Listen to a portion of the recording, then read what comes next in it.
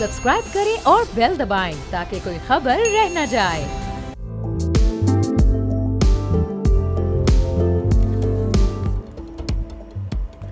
अस्सलाम वालेकुम, मैं और बाब जहांगीर, आप देख रहे हैं प्रोग्राम व्यापार। हुकूमत के वादे, इस्लाहात के नारे और किफ़ायत शारी के दावे, लेकिन सवाल ये है कि क्या ये सब कागजी फूल हैं या वाकई मईशत की जो ख़ारदार ज़मीन है उस पर खुशबू बिखेरने का इरादा भी रखते हैं। हुकूमत ये कहती है कि मईशत संभल रही है, अखराजात कम हो रहे हैं और आवाम का पैसा महफूज हो रहा है, मगर क्या यह हकीकत का आईना है या फिर सिर्फ बातों का गुब्बारा है? वज़ीर ख़जाना मोहम्मद औरंगज़ेब और वफाकी हुकूमत की कोशिशें काबिल सत्ताइश ज़रूर हैं, लेकिन महकमों के अंदर मौजूद रिफॉर्म्स भी वक्त की अहम ज़रूरत बन चुकी हैं। अगर हुकूमती इदारों में शफाफियत और कारकर्दगी को बेहतर बनाने के लिए रिफॉर्म्स पर तवज्जो दी जाएगी तो इसके कई फ़वाइद भी हमें हासिल हो सकते हैं। महकमों की तंजीम नौ से हुकूमती काम में शफाफियत आएगी, जिससे करप्शन और गैर ज़रूरी ताख़ीरी हरबे ख़त्म होंगे। ज़रूरी महकमों और इजाफी अखराजात को ख़त्म करने से कौमी ख़जाने पर माली बोझ कम होगा। बेहतर मालियाती डिसिप्लिन और गैर बुनियादी खिदमात के आउटसोर्सिंग से हुकूमती वसाइल का मौसर इस्तेमाल मुमकिन होगा, जो मुल्की मईशत के लिए एक बहरहाल मुस्बत कदम साबित होगा। इस्लाहात से सरकारी महकमे ज़्यादा मौसर और जिम्मेदार बनेंगे, जो शहरियों को खिदमात की फराहमी में तेज़ी लाएंगे। इन अहदाफ को मद्देनज़र रखते हुए हुकूमत ने अवामी खिदमात की फराहमी में बेहतरी, शफाफियत और एहतसाब को यकीनी बनाने के लिए एक अहम कदम उठाते हुए जून 2025 तक 43 वजारतों और 400 से ज़ायद महकमों में रिफॉर्म्स का फैसला किया है। इस इक़दाम का मकसद ब्यूरोक्रेसी के ढांचे को दुरुस्त करना और इंतज़ामी मामलात में पाई जाने वाली खामियों को दूर करना है। मौजूदा निज़ाम में सरकारी इदारों के गैर फाल स्ट्रक्चर, करप्शन और कारकर्दगी की कमी जैसी खामियों को दूर करना है। हुकूमत का मकसद इदारों को बेहतर बनाना और आवाम को ज़्यादा मौसर खिदमात फराहम करना है। इन रिफॉर्म्स के ज़रिए वजारतों की कारकर्दगी को बेहतर बनाना, गैर ज़रूरी अखराजात को कम करना और पॉलिसी साजी के अमल को तेज़ तर बनाना भी शामिल है। महकमों की तादाद को माकूल बनाना और उनके काम को वाज़ेह और शफाफ तरीके से तरतीब देना भी इन इस्लाहात का हिस्सा है। कारकर्दगी का जायज़ा लेने और ज़रूरत के मुताबिक इदारों के इंज़माम या खात्मे का मनसूबा बनाया गया है। हुकूमती ज़राए के मुताबिक वफाकी अफरादी क़ुव्वत का तकरीबन 60% हिस्सा यानी 1,50,000 असामियाँ गैर फाल या फिर ऐसी गैर ज़रूरी हैं जिन्हें ख़त्म कर दिया जाएगा। सफाई, प्लम्बिंग और बागबानी जैसी खिदमात निजी इदारों को दे दी जाएंगी। वजारत उमूर कश्मीर और गिलगित बल्तिस्तान और ministry of state frontier region को मर्ज किया जाएगा। वजारत capital administration and development divisions का खात्मा होगा। वजारत साइंस और technology, commerce, housing and works और नेशनल फूड सिक्योरिटी के 60 इदारों को ज़म किया जाएगा। मुतल्लिका इदारे 80 से कम होकर 40 कर दिए जाएंगे, जिससे तकरीबन 900 अरब की बचत हुकूमत को हो सकेगी। मज़ीद 25 इदारों को बंद किया जाएगा, 20 को कम किया जाएगा और 9 इदारों को ज़म भी इसमें किया जाएगा। फेडरल एजुकेशन, इत्तलात और नशरियात, कौमी विरसा और सकाफत, फाइनेंस और पावर डिवीज़न के हवाले से मज़ीद रिफॉर्म्स इस वक्त ज़ेर गौर हैं। वज़ीर आज़म शहबाज शरीफ की क़यादत में कायम कमेटी शहरियों पर मरकूज़ गवर्नेंस के लिए काम कर रही है। ब्यूरोक्रेसी की कारकर्दगी में इजाफे के साथ साथ गैर ज़रूरी ताख़ीर का खात्मा किया जाएगा। शहरियों को ज़्यादा मौसर और बरवक्त खिदमात की फराहमी यकीनी बनाई जाएगी और ये इस्लाहाती इक़दामात हुकूमत की जानिब से गवर्नेंस को इस वक्त जदीद खतूत पर इस्तवार करने और अवामी फलाह बहबूद को यकीनी बनाने के लिए एक अहम कोशिश और काविश है। अगर इन मनसूबों पर कामयाबी से अमल दरामद किया गया तो न सिर्फ मईशत को ये मजबूत कर सकते हैं, बल्कि अवामी खिदमात की फराहमी को भी इससे बेहतर बनाया जा सकता है और सबसे जो मईशत पर इस वक्त इजाफी अखराजात का बोझ है उसमें कमी लाई जा सकती है, चूँकि सबसे बड़ा प्रेशर हुकूमत पर यही है कि अपने एक्सपेंडिचर्स को कम करें, अपने खर्चों को कम करें, ताकि एक बेहतर मैसेज भी आवाम को दिया जा सके। ज़फ़र इकबाल सुबानी साहब साबिक मेंबर हैं प्राइवेटाइजेशन कमीशन के, हमारे साथ मौजूद हैं। ज़फ़र साहब, बहुत शुक्रिया प्रोग्राम के लिए, आपने वक्त निकाला। अब ये जो 900 अरब की बचत इससे अगले 6 से 8 माह में होने जा रही है, इसकी इस वक्त कितनी इंपॉर्टेंस है, कितनी सिग्निफिकेंस है और ये एक्सपेंडिचर्स को कम करना इस वक्त कितना बेहतर मैसेज है हुकूमत का? जी, सबसे पहले शुक्रिया अरबाब, आपने मुझे इनवाइट किया। मेरा ये फर्स्ट टाइम है कि मैं शरीक हुआ हूँ मैं आपका। जैसे मुझे इंट्रोडक्शन आपने कराई कि 9 साल मैं प्राइवेटाइजेशन कमीशन के बोर्ड पे रहा और जब वो बोर्ड पे थे तो बहुत सारे जो भी प्राइवेटाइजेशन के प्रोजेक्ट चल रहे थे तो इत्तेफाक हुआ आपका डिफरेंट मिनिस्ट्रीज से लोगों से जो है वास्ता पड़ा, बिकॉज जब वो जो कंपनीज प्राइवेटाइजेशन की उसमें थी तो ताल्लुकात उनसे आए। टू बी वेरी फ्रैंक, जो इस्लाहात गवर्नमेंट ने एक कमेटी जो बनी थी जून 2024 में, उसके अब इम्प्लीमेंटेशन का टाइम आया है। अगर हम पास ट्रैक रिकॉर्ड देखें हमारा 20-25 साल का, तो अनफॉर्चुनेटली कमेटियां बनती है और कुछ भी नहीं होता। कहते हैं ना कि खाया पिया कुछ नहीं, गिलास छोड़ा। अनफॉर्चुनेटली हुआ तो नहीं है, बट अब मैं जो क्लोजली फॉलो कर रहा हूँ चीजों को, जिस तरह वो एक स्ट्रक्चर्ड कर रहे हैं। एक और चीज जो अब इन्होंने की है वो फेज वाइज कर रहे हैं। इतना बड़ी चीजें एक साथ करते हैं तो वो डिलीवर नहीं होता।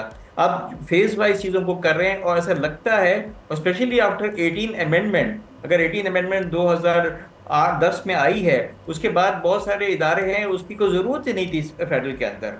आपने ये कहा कि जो 900 बिलियन की सेविंग है जो आपकी होती है, गवर्नमेंट का रेवेन्यू, टैक्स रेवेन्यू है, वो इस वक्त जो आईएमएफ को टारगेट हमने दिया था 12.9 ट्रिलियन का था।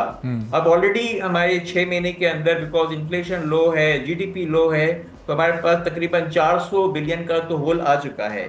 और आगे जाके अब देखते हैं किस तरह इकोनॉमी, क्योंकि अभी इकोनॉमी में इन्फ्लेशन के नंबर्स बहुत अच्छे हैं, आपके जो है इंटरेस्ट रेट नीचे गिर रहा है, बट अभी अभी अभी इकोनॉमी पिक नहीं कर रही है, बिकॉज लोगों की बाइंग पावर नहीं है, लोग कुछ खरीद नहीं रहे हैं। और जो बिजनेसमैन है, चलें आप फॉरेनर्स को तो छोड़ ही दें, लोकल बिजनेसमैन भी हैं, वो इस वक्त वेट एंड सी की अप्रोच कर रहे हैं, वो देख रहे हैं, क्योंकि पॉलिटिकल स्टेबिलिटी भी जो है वो एक बहुत इंपॉर्टेंट है।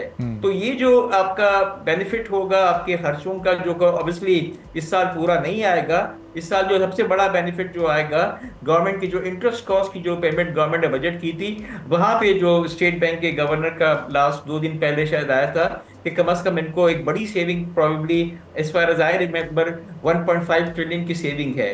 ये तमाम चीजें कतरत तरह दुनिया बनती है, लेकिन बॉटम लाइन मैं ये कहूंगा कि इस वक्त हम स्टेबिलिटी के दौर से गुजर रहे हैं, लेकिन पाकिस्तान जैसी इकोनॉमी जहां पे हमारा अगर पॉपुलेशन ग्रोथ जो है वो जीडीपी से ज्यादा है, तो जब तक हम जो है वो 4, 4.5, 5, 5.5 के ऊपर ग्रोथ नहीं करेंगे तो हमारी पोजीशन जो है ना बहुत मुश्किल हो जाएगी। लोग इन्फ्लेशन की जो वजह एक और जो है कि इन्फ्लेशन कम है, उसकी वजह ये भी है कि लोगों के पास बाइंग पावर ही नहीं है। आप जो अगर फर्ज करें कि डिमांड ही नहीं है आपका, तो जो भी आपके जो सप्लायर्स हैं तो उनको प्राइस को रैशनलाइज करना पड़ रहा है। बट तमाम बातें अपनी जगह पे, चीजें ठीक चल रही हैं, बट अभी भी जो चैलेंजेस हैं जो हमें रहे हैं फॉर मेनी इयर्स, तो हमें फोकस चलना चाहिए। जैसा आज भी प्राइम मिनिस्टर स्टॉक एक्सचेंज गए थे, उन्होंने इंटरेस्ट रेट पे बात की कि इतना बड़ा इस वक्त फर्क है आपका इन्फ्लेशन का और आपका डिस्काउंट रेट का। बट अगेन हम एक बहुत बड़ा डिसीजन नहीं ले सकते हैं कि हम बहुत तेजी से हम इंटरेस्ट रेट को करें, बिकॉज उसके बहुत सारे मज़मरात होते हैं, उसके अंदर एफएक्स के रेट के भी होते हैं। तो आई थिंक के बाय एंड लार्ज मैं कहूँगा ये इकदाम अच्छे हैं, बट इसको क्लोजली मॉनिटरिंग होगी। और जो हमने मिस्टेक पुराने सालों में ये इतने सारे बने हुए हैं कमीशन, उसकी जो इम्प्लीमेंटेशन नहीं हुई उसको देखभाल देना चाहिए, ताकि हमें रियल जो है ना बेनिफिट हो। एक और चीज़ भी बड़ी जो इम्पोर्टेंट है, बस्ट एंड बूम का जिक्र बार बार आता है कि जरा सी हमारी इंप्रूवमेंट होती है तो हम इतनी ज्यादा इंपोर्ट डेट कर रहे होते हैं, तो उसकी वजह से हमारे पास फॉरेन करेंसी की सेविंग खत्म हो जाती है। लेकिन इस दफा जो मैं एक बहुत इंपॉर्टेंट बात वो कह रहे हैं कि एफडीआई भी वो एफडीआई आए जिससे हमारी एक्सपोर्ट बढ़े, क्योंकि जब तक हमारे पास फॉरेन करेंसी नहीं आती है, देखिए रेमिटेंसेज एक अल्लाह का शुक्र है रेमिटेंस बढ़ गई और मेंटेन रहेगी। रेमिटेंस को हम काउंट नहीं कर सकते हैं, हमारे लिए काउंट करना एक्सपोर्ट का होता है। आईटी विर्जिन एरिया है, आईटी जब इंडिया इतना बड़ी एक्सपोर्ट आईटी की कर सकता है, इंडिया दो इज अ बिग पॉपुलेशन और बहुत ज्यादा उनके पास ग्रेजुएट भी आईटी के हैं, हम बहुत ज्यादा पीछे हैं, बहुत ज्यादा कमीशन भी बनी है। बट मेरा अपना व्यू है कि आईटी की चीज ऐसी है कि जो हम नेक्स्ट 3 इयर्स के अंदर एक अच्छा नंबर अचीव कर सकते हैं। तो सारा जो जोर है आपका, वो सारा का सारा जोर जो है एक्सपोर्ट एफएक्स आपके पास कहाँ से आएगा, गुड्स के लिए टफ है बहुत ज्यादा, सर्विसेज के अंदर हम ऐड करें, आईटी की चीज करें, तो ये एक चीज है सही। अब बॉटम लाइन अब जब सब इन्फ्लेशन नंबर्स की जाहिर है आप भी तारीफ कर रहे हैं और ओवरऑल सभी कह रहे हैं कि इन्फ्लेशन नंबर्स बहुत नीचे आ चुके हैं, लेकिन बेस प्राइस इतना बढ़ चुका है कि अब उन नंबर्स का नीचे आना भी शायद वो फायदा नहीं है एक एंड कंज्यूमर को पहुंच रहा, जो कि बहुत पहले इसको नीचे आ जाना चाहिए था, क्योंकि वो रियल डेंट तो लोगों तक पहुंच चुका है बेस प्राइस बढ़ने की सूरत में।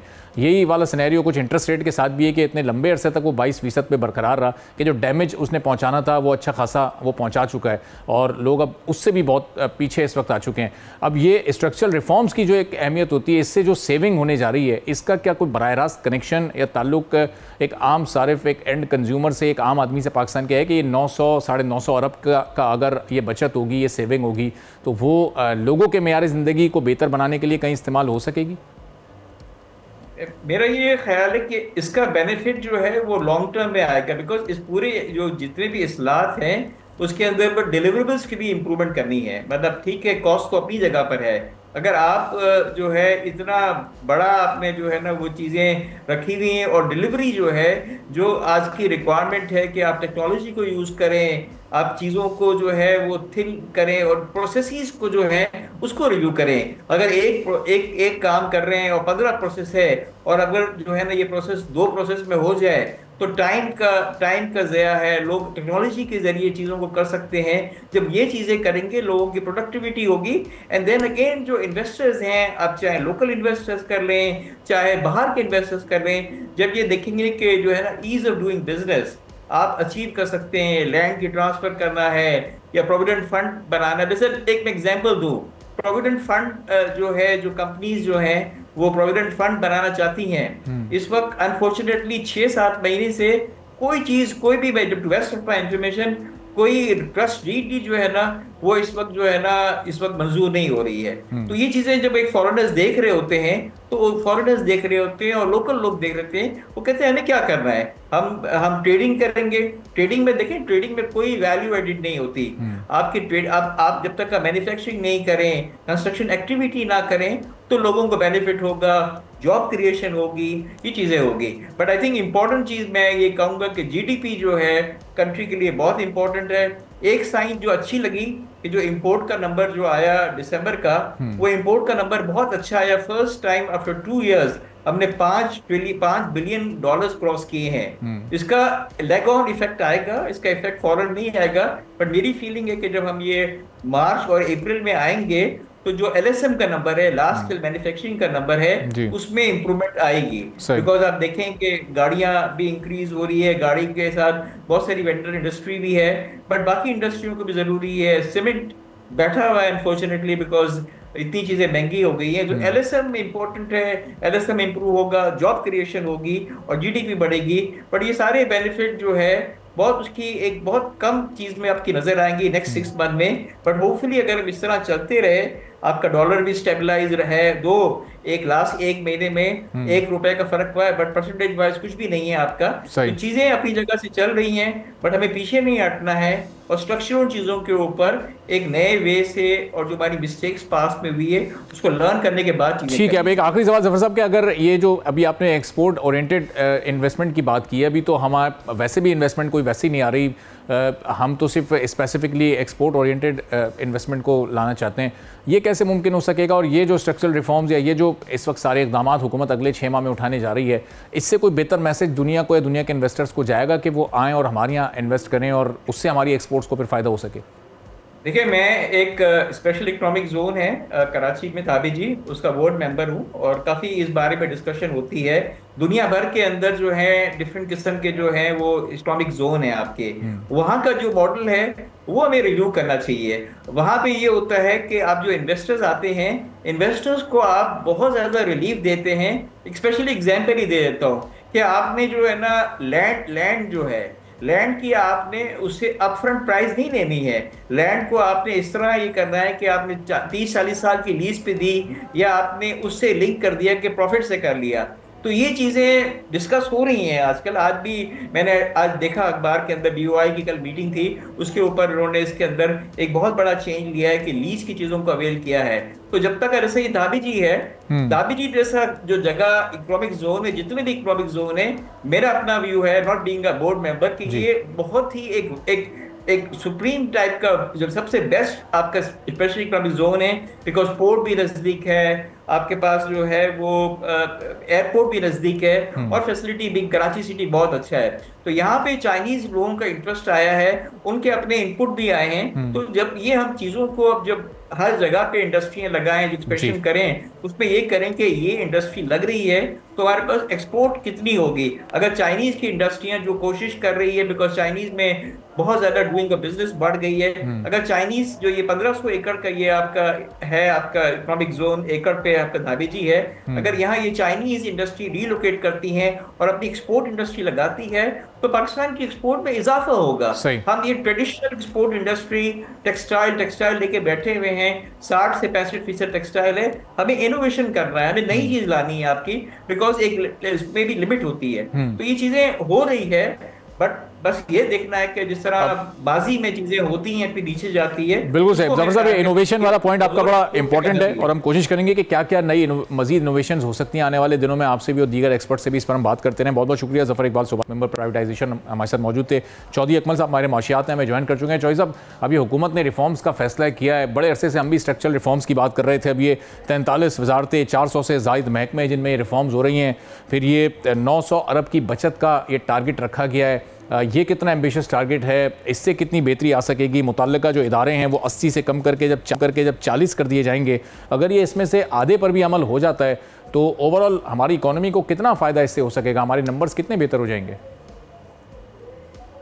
बहुत बहुत शुक्रिया। जो इसमें आपने बात की है ना कि स्ट्रक्चरल रिफॉर्म्स, ये हम जो है काफ़ी अरसे से सुनते हुए आ रहे हैं। अब इसके ऊपर अमल दरामद किस हद तक कामयाबी से होता है ये तो आने वाला वक्त ही बताएगा, लेकिन उसमें नॉर्मली होता ये है कि जो गैर ज़रूरी वजारतें हैं या गैर ज़रूरी जो नौकरियां हैं, 60% के करीब जो ऐसे लोग हैं जिनकी ज़रूरत नहीं है लेकिन फिर भी सरकारी महकमों में सियासी तौर के ऊपर भर्तियाँ की हुई हैं। इसी तरीके से अगर मैं बात करूँ, जो हमारी जो स्टेट ओन्ड इंटरप्राइजेज हैं, जैसे जितने भी ये हमारे बिजली वाले इदारे हैं, डिस्कोज हैं, स्टेट लाइफ है, ओजीडीसी है, पीएसओ है, उसमें से कई इदारे ऐसे हैं कि जो नुकसान में है, रेलवे, पीआईए वगैरह और स्टील मिल, और कई ऐसे हैं जो प्रॉफिट में भी हैं, तो वो भी उतना प्रॉफिट नहीं कमा पा रहे जितना जो है ना वो उनको अर्न करना चाहिए। तो इस सूरत हाल में वजह सबसे ज़्यादा यही है कि इन सब में सियासी भर्तियाँ जो है ना वो सबसे ज़्यादा है। तो स्ट्रक्चरल रिफॉर्म्स का मतलब भी ये होता है कि आप जो है वो प्रोडक्टिविटी को इंक्रीज करें और जो ह्यूमन रिसोर्स या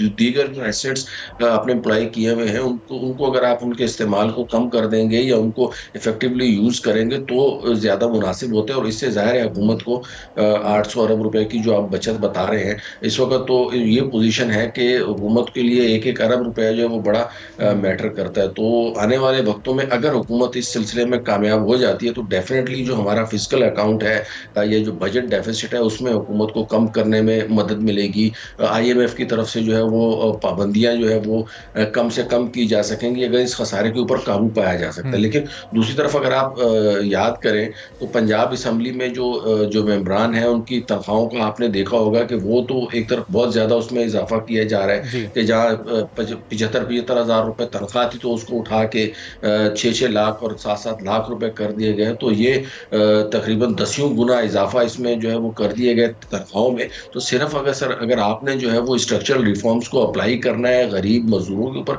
तो ये मेरे ख्याल में ज्यादती होगी। इसको अक्रॉस द बोर्ड जो है वो इस्तेमाल होना चाहिए, चाहे वो वजीर आजम सेक्रेटेरिएट हो, चाहे वो वजीर आला सेक्रेटेरिएट हो, चाहे वो स्टेट ओन इंटरप्राइजेज हो, सर्कुलर डेट हो या डिस्कोज की निचकारी हो, इन तमाम चीज़ों का फायदा होगा। जो हमारा एक जो टैक्स कलेक्शन का जो एक टारगेट था वो चूंकि एक बड़ा 12.9 ट्रिलियन वो एक बहुत ही ह्यूज और एम्बिशियस टारगेट था, उसमें भी एक शॉर्टफॉल लाजमी तौर पर आना है जो अभी भी 400-450 के अरब के अराउंड है। इसके थ्रू उसको कम करने में कहीं कोई मदद मिल सकेगी? ये 900 अरब से वो बैलेंस हो सकेगा? बिल्कुल हो सकेगा, बिल्कुल जो है ना वो ज़ाहिर ये भी जो है वो हमारे फिजिकल अकाउंट का पार्ट है। अगर यहाँ से कोई ना कोई हुकूमत 300-400 अरब रुपए की बचत कर जाती है तो वहाँ पे उतना उसको कम खर्चा करना पड़ेगा, तो टैक्स की जो वसूलियाँ हैं उसको कंपनसेट किया जा सकता है। लेकिन आईएमएफ इसकी परमिशन नहीं देगा। आईएमएफ ने जो टारगेट आपको सेट करके दिया हुआ है आपको उतनी टैक्स वसूली करनी ही है, वरना अगर देखा जाए तो इस वक्त इंटरेस्ट रेट कम करने की वजह से जो साल के शुरू में तकरीबन 22% के करीब था, वो अब 13% के लगभग आ गया है, कायबूर 12% के ऊपर चल रहा है। तो उसके बाद जो हुकूमती कर्जे हैं या हुकूमत जो इंटरेस्ट पे कर रही थी या ट्रेजरी बिल्स के ऊपर या शॉर्ट टर्म जितने भी उन्होंने लोन ली, तो उसमें हुकूमत को बहुत ज्यादा फायदा ऑलरेडी हो चुका है। लेकिन उसको जो है वो IMF इस टैक्स कलेक्शन से जो है वो नेट ऑफ करने की इजाजत नहीं दे रहा। लिहाजा टैक्स कलेक्शन का जो टारगेट है वो तो बहरहाल हुकूमत को पूरा करना पड़ेगा, लेकिन इससे जो है ना वो हुकूमत को तरक्याती अखराजात जो है वो बासानी कर सकेगी, या दीगर जो मसाइल हैं महंगाई के हवाले से अगर कोई छोटी मोटी सब्सिडी देनी हुई तो वो उसको अगर IMF अलाउ करता तो उसको देने की पोजीशन में आ सकेगी। अगेन आई मस्ट से कि इसके लिए एक तो IMF की अप्रूवल चाहिए और उसके बाद ये हो तो जाए ना। पहले मेरा नहीं ख्याल है कि ये इस तरीके से ये सारे पेपर वर्क की बातें हैं। अपेरेंटली मुझे मुनासिब नहीं लग रहा कि इस तरीके से मैं बात भी करूं, लेकिन अपेरेंटली नहीं लगता कि इसको कर पाएगी। अगर 400 अरब की भी बचत हुकूमत कर लेती है जी तो चलें चौधरी साहब, हम और आप वक्तन फवक्तन इनको याद दिलाते रहेंगे, थोड़े थोड़े गैप से हम भी इस पर डिस्कशन करते रहेंगे ताकि हुकूमत को अपनी ये कमिटमेंट और ये प्लानिंग भी याद रहे। बहुत बहुत शुक्रिया चौधरी मोहम्मद माहिर माशियात हमारे साथ मौजूद। एक छोटा सा ब्रेक लेता हूँ, ब्रेक के बाद जो इंटरनेट की मुसलसल या वक्तन फवक्तन बंदिश से एक बड़ा नुकसान हमारे IT सेक्टर को उठाना पड़ रहा है, उसकी क्या वजूहत हैं और कितना ये नुकसान हो चुका है, इस पर बात करेंगे। डॉक्टर सुहेल मुनीर साहब IT एक्सपर्ट हमारे साथ मौजूद होंगे एक छोटे से ब्रेक के बाद।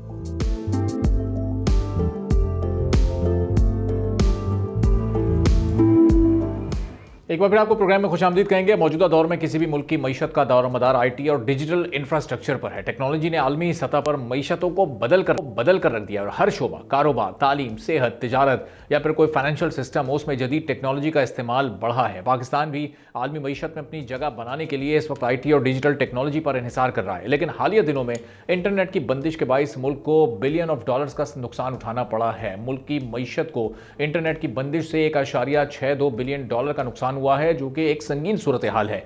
इस नुकसान का असर मुख्तलिफ शोबों जैसे ई-कॉमर्स, बैनुल-अक़वामी तिजारत, मालियाती लेन देन और यहां तक के रोजमर्रा के कारोबारी ऑपरेशंस पर भी पड़ा है। जब इंटरनेट दस्तयाब नहीं होता तो हर शोबे में पेशरफ जैसे रुक सी जाती है, जिससे मईशत पर मनफी असरात मुरतब होते हैं। एक रिपोर्ट के मुताबिक पाकिस्तान में इंतखाबात, इंफॉर्मेशन कंट्रोल और एहतजाज के बाइस 18 बार इंटरनेट को बंद किया गया। ये रुकावटें 9,735 घंटे जारी रहीं, जिसने 8 करोड़ 29 लाख सार्फिन को मुतासर किया। तखमीने के मुताबिक 18 फरवरी 2024 से सोशल मीडिया प्लेटफॉर्म X की बंदिश सबसे महंगी साबित हुई, जिससे मजमूई तौर पर 1.34 अरब डॉलर्स का नुकसान हुआ।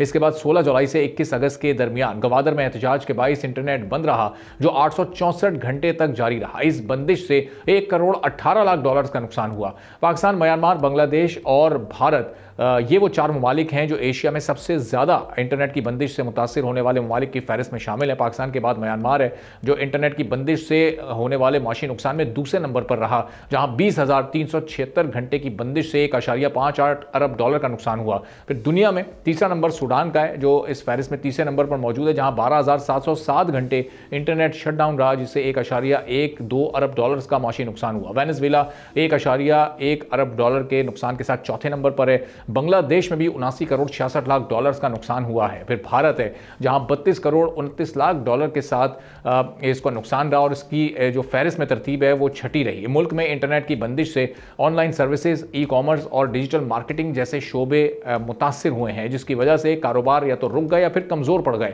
इंटरनेट की बंदिश ने बैनुल-अक़वामी तिजारती रवाबित और मालूमात के तबादले में भी रुकावट डाली है, जिससे इंपोर्ट और एक्सपोर्ट पर मनफी असर पड़ा है। बैंकिंग सिस्टम और मालियाती लेन देन पर इंटरनेट की बंदिश के असरात ने अदायगियों और दीगर मालियाती खिदमात में मुश्किलात पेश की हैं। ऑनलाइन तालीम और तहकीक के मौके में भी कमी वाक़ई हुई है। इंटरनेट की बंदिश ने समाजी मीडिया प्लेटफॉर्म्स और दीगर ऑनलाइन कम्युनिकेशन चैनल्स के जरिए अफराद और कारोबार के दरमियान राब्ते को भी शदीद मुतासिर किया है और इन्हीं नुकसानात के पेश नज़र हुकूमत को इंटरनेट की बंदिश के फैसलों पर नज़रसानी करने की ज़रूरत है, ताकि इक़्तिसादी सरगर्मियों पर उसके मनफी असरात को कम किया जा सके। इस पूरी सूरत हाल पर हम गुफ्तगू करेंगे। डॉक्टर सुहेल एक्सपर्ट हैं, हमारे साथ मौजूद हैं। तो डॉक्टर साहब, आमतौर पर हम बात करते हैं कि पाकिस्तान वो मुल्क है जो कि बहुत ज़्यादा इंटरनेट की बंदिश से मुतासिर हो रहा है, लेकिन हम देख रहे हैं कि दुनिया में दूसरे भी ममालिक हैं, दीगर खित्तों में भी ऐसे ममालिक मौजूद हैं जहाँ इंटरनेट स्लो डाउन हो जाता है तो उन्हें भी करोड़ों और अरबों डॉलर्स का नुकसान हो रहा है।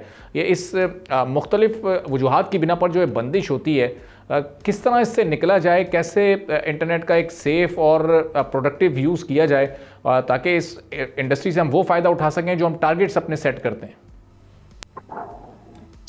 सर, आपने देखें राइटफुली आइडेंटिफाई किया कि आपकी जिंदगी का हर एस्पेक्ट, चाहे वो बिजनेस है, चाहे कम्युनिकेशन, एक सोशल इंटरेक्शन है, चाहे आपकी रोजमर्रा की सर्विसेज हैं, आपने गवर्नमेंट से सर्विस लेनी है, मालियाती इदारे से, एटीएम से आपने पैसे निकालने हैं, आपने डिजिटल पेमेंट्स करनी है, आपकी डिपेंडेंसी आज इंटरनेट के ऊपर आज की सोसाइटी में उतनी ही है जितनी आपकी इलेक्ट्रिसिटी के ऊपर है।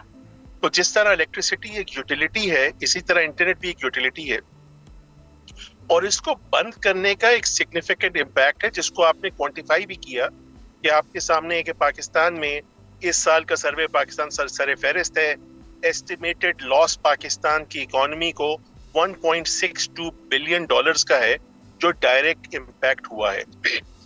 हम ये भी देखते हैं कि हम अपना मुस्तकबिल पाकिस्तान में देखते हैं कि जी जो नॉलेज एक्सपोर्ट है या सॉफ्टवेयर एक्सपोर्ट और आईटी एक्सपोर्ट्स, ये हमारे फ्यूचर प्लान्स में एक बड़ा मेजर हिस्सा इनका है। करेंटली हमारी सॉफ्टवेयर और आईटी एक्सपोर्ट्स 3 से 4 अरब डॉलर के बीच में है। एक्चुअल नंबर शायद इससे बहुत ज्यादा है, और ये डायरेक्टली इम्पैक्ट होती है इंटरनेट से। प्राइम मिनिस्टर ऑफ पाकिस्तान ने एक टारगेट रखा हुआ है, वो अचीव करना चाहते हैं कम से कम 10 अरब डॉलर इसको लेके जाने के लिए। और करंट गवर्नमेंट और पिछली चंद गवर्नमेंट्स ने बहुत कोशिश की, बहुत कॉन्सेंट्रेटेड एफर्ट किया कि दुनिया भर में पाकिस्तान की एक साख और मार्केट बनाई जाए सॉफ्टवेयर एक्सपोर्ट्स के लिए। बहुत ज्यादा इसके ऊपर एफर्ट किया गया, बहुत ज्यादा इन्वेस्टमेंट की गई, मगर अब जब एक मार्केट बनती जा रही है, एट द सेम टाइम मेरा कस्टमर को ये पता चलता है कि जनाब पाकिस्तान में इंटरनेट बंद हो गया, और उस वजह से जो एक सॉफ्टवेयर कंपनी या एक आईटी सर्विस प्रोवाइडर मुझे सर्विस दे रहा था, क्योंकि उसके पास कनेक्टिविटी नहीं है तो मुझे सर्विस नहीं दे सकेगा, तो उससे जो लॉस्ट रेवेन्यू जो आपकी साख मुतासिर हो रही है, उससे रिकवर करना बहुत ज्यादा मुश्किल है। तो जहां पे इसका करंट इम्पैक्ट 1.62 बिलियन डॉलर्स पिछले साल में था, इसका जो लॉन्ग टर्म इम्पैक्ट है वो इससे बहुत ज्यादा है, जो आपके लिए क्वांटिफाई करना मुश्किल है। अच्छा, अब बात यह है कि क्यों बंद किया जा रहा है। देखें, एक जमाना हमने ये भी देखा कि कनेक्टिविटी के जरिए एक किसी ने बम ब्लास्ट करना है, उसे ट्रिगर कर रहा है कनेक्टिविटी के जरिए, या आज सोशल मीडिया हम कहते हैं कि जी इवेंट्स हो रहे हैं, कोई एक पब्लिक गैदरिंग हो रही है, तो ताकि कोई लॉ एंड ऑर्डर की सिचुएशन ना हो, कोई हादसा ना हो जाए, उसके लिए इंटरनेट बंद किया जा रहा है। तो सबसे बात तो ये एक्सपर्ट समझता हूं कि ये एक प्रिजम्पशन है कि कनेक्टिविटी खत्म करने से लोगों की सेफ्टी, पब्लिक सेफ्टी बेहतर होगी। इसके लिए सबसे पहली चीज ये है कि क्या हमारे पास सारा डेटा मौजूद है, क्या डेटा ये सजेस्ट कर रहा है, डेटा एनालाइज करके क्या ये सजेस्ट कर रहा है डेटा कि इससे इम्प्रूवमेंट हुई है। पहला सवाल ये है, और इसका मेरे पास भी जवाब नहीं, बट आई थिंक इसके लिए बहुत इंपॉर्टेंट है कि अगर गवर्नमेंट ऑफ पाकिस्तान ये समझती है कि इंटरनेट बंद करने से पब्लिक सेफ्टी इंप्रूव हुई है, तो अगर एक भी जान बच रही है तो सबसे पहले मैं उसे सपोर्ट कर रहा हूं कि अगर एक भी जान बच रही है इंटरनेट बंद करने से, देन बिस्मिल्लाह होना चाहिए। बट क्या एविडेंशियल डेटा मौजूद है? दिस इज समथिंग कि जिसके ऊपर गवर्नमेंट ऑफ पाकिस्तान को फौरी तौर पे इसके ऊपर अच्छा डॉक्टर साहब, अब ये जो इस वक्त मौजूदा इस वक्त सूरत हाल है, जो इंटरनेट जिन हालात में अभी चल रहा है, यानी कभी बंदिश आ जाती है, कभी स्पीड स्लो डाउन हो जाती है, और एक जो इस इंडस्ट्री का पोटेंशियल है, अगर इन दोनों चीज़ों को हम सामने रखें तो जो ये 10 अरब डॉलर का एक टारगेट है, ये बड़ा एम्बिशियस है। इन हालात में जो अभी दरपेश हैं, इनमें रहते हुए इसको हासिल किया जा सकता है, और अगर हालात नॉर्मलाइज हो जाएँ तो इस इंडस्ट्री में इतना पोटेंशियल मौजूद है कि 10 अरब डॉलर तक पहुँचा जा सके। सर, इंडस्ट्री में डेफिनेटली पोटेंशियल मौजूद है। देखिए, सिर्फ एक्सपोर्ट की बात नहीं हो रही, आपका हर सेक्टर जो है वो इंप्रूव होता है। अगर आप एग्रीकल्चर को ले और अगर किसान के पास इंटरनेट मार्केट प्लेसेस मौजूद हैं, उसके पास क्रॉप की रियल टाइम इंफॉर्मेशन वेदर की मौजूद है, उससे सिग्निफिकेंट इंप्रूवमेंट होती है। दुनिया में देखा गया है कि एग्रीटेक इनिशिएटिव से 25 से 40% यील्ड में इंप्रूवमेंट आई है। ठीक है, इसी तरह आपका एसएमई सेक्टर है, SME सेक्टर को जब आप डिजिटाइज करते हैं, एक्सेस टू मार्केट प्लेसेस देते हैं, आपका हर सेक्टर डिजिटाइज होने से इंप्रूव होगा। और डिजिटाइज करने के लिए एक बड़ा सिग्निफिकेंट प्रीरेक कनेक्टिविटी है। जब आप कनेक्टिविटी में हमेशा डिसरप्शन होगी तो आप वो आपका पूरे का पूरा उसका प्लान डिजिटल ट्रांसफॉर्मेशन का अफेक्ट होगा। दूसरी चीज ये कि आप कोई भी कारोबार करते हैं, आप अपनी क्रेडिबिलिटी बिल्ड करते हैं, राइट। बोल्ड टीवी है, आपकी एक इंडस्ट्री में पब्लिक के पास एक क्रेडिबिलिटी है। अगर कोई ऐसी चीज हो जिससे आपकी क्रेडिबिलिटी खराब हो जाए तो आपको उसे बिल्ड करने में बहुत टाइम लगेगा। यही चीज हमारी सॉफ्टवेयर इंडस्ट्री के साथ हो रही है। एक कॉन्सेंट्रेटेड एफर्ट किया गया पिछले सालों में कि पाकिस्तान की आईटी इंडस्ट्री की क्रेडिबिलिटी इंटरनेशनल बायर के सामने बनाई जाए। अब जब कनेक्टिविटी के इश्यूज आते हैं, वो एक क्रिटिकल सर्विस देनी थी उसने, क्योंकि वो इंटरनेट ही नहीं, वो सर्विस नहीं दे पा रहा, उसके बाद एक नए कस्टमर को आपके ऊपर ट्रस्ट करने के लिए इमेजिन कि अब आपको अपनी क्रेडिबिलिटी बनाने के लिए दुगनी एफर्ट करनी पड़ेगी। तो ये जो हमारा टारगेट है, ये टारगेट बहुत बुरी तरह सफर हो रहा है because of this internet issues. और ये इंटरनेट कंसर्न जो बंद किया जा रहा है, कम से कम वो पब्लिक सेफ्टी के नजर से किया जा रहा है। तो we have to look at other solutions. Number 1, क्या कंप्लीट बंद करना हल है या इसके लिए कोई और अप्रोच ली जा सकती है? इसमें educating the people, that is one part. Social media को हम टारगेटेड फिल्टर कर सकते हैं बनिस्बत इसके कि पूरा नेटवर्क बंद किया जाए। तो जो नेटवर्क बंद करना है, इस चीज को सीरियसली कंसिडर करना पड़ेगा। हर इवेंट के ऊपर सबसे पहली चीज ये है कि एक रिस्क है, थ्रेट है, आप इंटरनेट बंद कर दें, कनेक्टिविटी बंद कर दें, ये इसका हल नहीं है। एंड देयर आर सॉल्यूशंस जिसके ऊपर गवर्नमेंट को गौर कर, जैसे मैंने कहा, सबसे पहली चीज तो ये है कि एविडेंस की बेस के ऊपर ये देखा जाए कि क्या वाकई इससे बेनिफिट हो रहा है या हम एक सबसे पहली चीज यही आती है कि जी कनेक्टिविटी बंद कर दें, आज एक जलसा होने लगा है, आज एक जुलूस निकलना है तो आप कनेक्टिविटी बंद कर दें। क्या उससे वाकई कोई बेनिफिट हो रहा है? तो ये इस चीज को जस्टिफाई करना पड़ेगा, बिल्कुल, क्योंकि इसकी जो कॉस्ट है वो बहुत ज्यादा है। जो पिछले हफ्ते की रिपोर्ट है टॉप 10 VPN की, बड़ी अलार्मिंग रिपोर्ट है कि Pakistan was at the top of the list जिसको लॉस हुआ है आपकी इकोनॉमी को because of internet connectivity disruptions. और हम देख रहे हैं कि ऐसी बात नहीं कि एक किसी फॉरेन NGO की रिपोर्ट है। मैं और आप इस चीज को देख रहे हैं कि ओवरऑल आईटी इंडस्ट्री से बहुत बुरी तरह सफर कर रही है इस चीज से। ठीक है, बहुत बहुत शुक्रिया डॉक्टर सुहेल मुनीर साहब, IT एक्सपर्ट। गुफ्तगू आपने सुनी। इसी के साथ नाज़रीन आज के प्रोग्राम से इजाजत दीजिए। अल्लाह हाफिज।